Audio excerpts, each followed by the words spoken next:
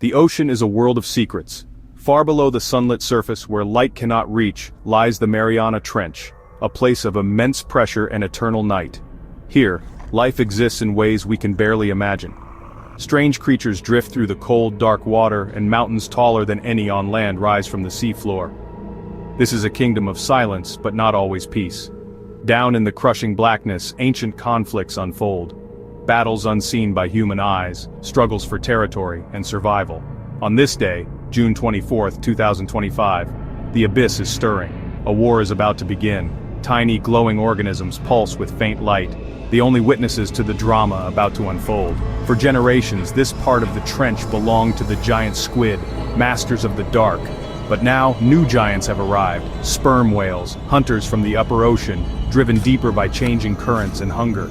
They bring a different kind of power, bone and sound. The very fabric of this hidden world is about to be torn. The ancient rulers of the trench will not surrender their home without a fight. The invaders, powerful and confident, do not know the resilience of those born of the dark.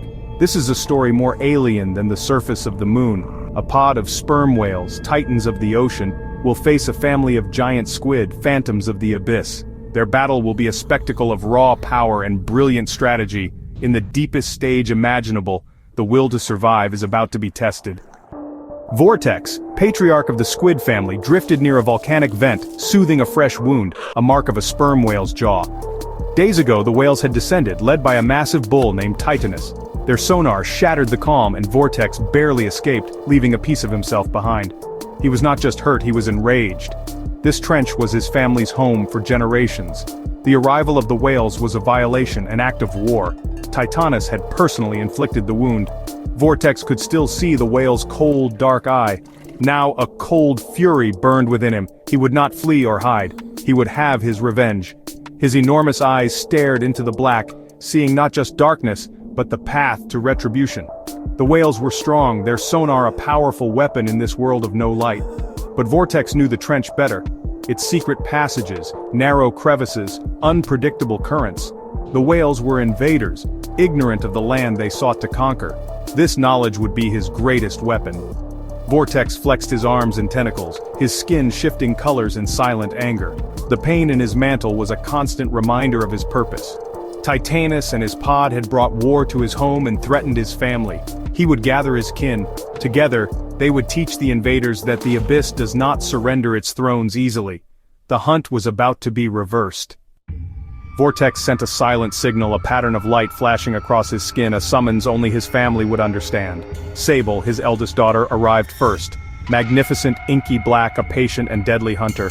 Ripple, his youngest son, followed smaller, faster, his skin shimmering with nervous energy. Together, they formed a formidable unit bound by blood and the threat to their home.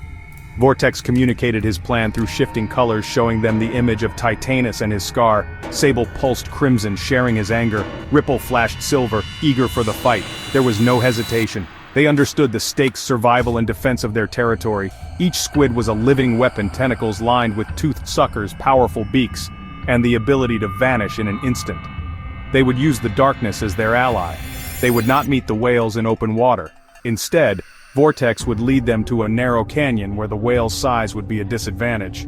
The plan was set, the family prepared for battle. The chosen battlefield was the Obsidian Maw, a deep, narrow canyon carved into the seafloor, its darkness broken only by eerie bioluminescent life. Vortex led his family into the canyon, moving with practiced ease, vanishing against the rock. The immense pressure was a constant, but for squid and whales it was simply the air they breathed. The stage was set, all they had to do was wait. The first sign of the whale's approach was sound a series of powerful clicks echoing through the canyon. Titanus and his pod entered, confident, their sonar mapping the path ahead. The sound waves washed over the hidden squids, a physical force pulsing through their bodies. Ripple twitched, eager to strike, but Vortex held him back with a calming pulse of blue light. They had to wait for the perfect moment.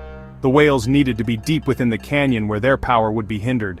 The tension in the water was thick, a silent prelude to the coming storm. The squids waited, invisible in the shadows. The ambush was moments away.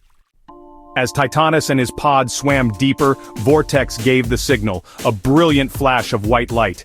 He launched himself from the canyon wall, a living torpedo of muscle and rage, striking Titanus head-on.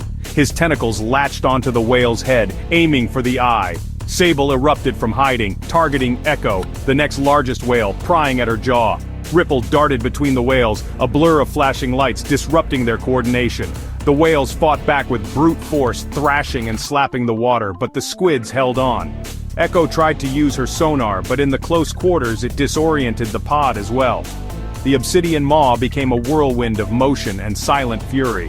The squids used agility and intelligence, the whales raw power. Bioluminescent creatures flashed erratically, lighting the chaos in bursts of blue and green. The water churned with ink and power. The initial ambush was a success, but the battle was far from over. The struggle intensified, evolving into a series of skirmishes. The squids' teamwork was their greatest advantage. Vortex clung to Titanus, trying to blind the pod's leader. Sable locked in with Echo, releasing a dense black cloud of ink, confusing the whale's sonar. The whales adapted, working together in the cramped space, using coordinated tail slaps to trap Ripple. It was a battle of cunning versus cooperation. A turning point came when Titanus rolled, scraping Vortex against the rock, forcing his grip to falter. Titanus charged at Ripple, jaws wide, but Vortex intervened, shielding his son and restraining the whale's jaw. Sable rushed to help, her tentacles adding to the effort. The canyon walls bore the scars of their conflict. The squids strained every muscle, a living shield protecting their own. It was an act of pure instinct, a sacrifice in the heat of battle. The whale's momentum was broken. The tide was turning. The intervention of Vortex and Sable turned the tide. With Titanus entangled, the pod's attack fell apart. Ripple, saved from certain death, renewed his distracting attacks. The canyon, once a hunting ground for whales, became a trap. Vortex and Sable pushed Titanus into a narrow crevice, trapping him. Vortex tightened his grip, his beak finding its mark. A final tremor ran through Titanus, and then he was still. The leader was defeated. The remaining whales panicked, issuing mournful calls. They retreated, abandoning the obsidian maw and their leader. Vortex and his family watched them go, battered, exhausted, but victorious. Vortex released his grip, his skin pulsing with calm light.